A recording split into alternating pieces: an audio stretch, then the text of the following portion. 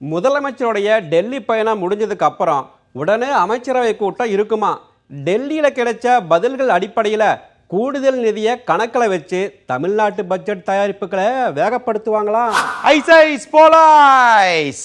இன்னொரு பக்கம் தெளிவா பிப்ரவரி கடைசி இல்ல மார்ச் பாதிக்குள்ள பட்ஜெட் தாக்கல் செஞ்சு துறைவாரியா மானிய கோரிக்கை விவாதம் நடத்தி திட்டங்களுக்கு ஒப்புதல் வழங்கினாதான் அடுத்த நிதியாண்டுல அரசு ஊழியர்களுக்கு சம்பளம் கொடுக்க முடியுமா?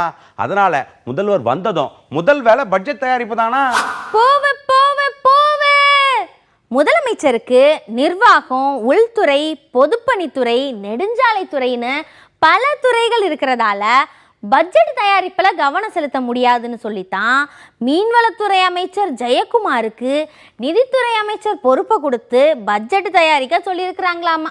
இப்போ இருக்கிற திட்டங்களை அப்படியே செயல்படுத்துவோம். தேர்தல் அறிக்கையில் சொன்னபடி கூடுதல் திட்டங்களை நிறைவேற்ற போதுமான நிதி இருக்குதான்னு பார்த்துட்டு அதுக்கப்புறம் திட்டங்களை அறிவிப்போன்னு அதிகாரிகள் மத்தியில் பட்ஜெட் ஆலோசனைகள் நடந்திருக்குதான்.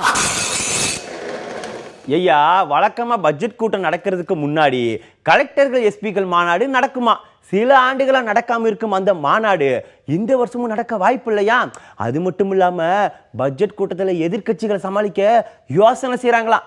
அத்தனைக்கு மத்தியில் உள்துறை அறிக்கை, நீதிமன்ற வழக்குன்னு சட்டமன்ற நிலவரமே ஒரு மாதிரியாக தான் இருக்குதான். நாங்களாவா சொல்லுதும் பேசிக்கிட்டுதாங்க ஐயா.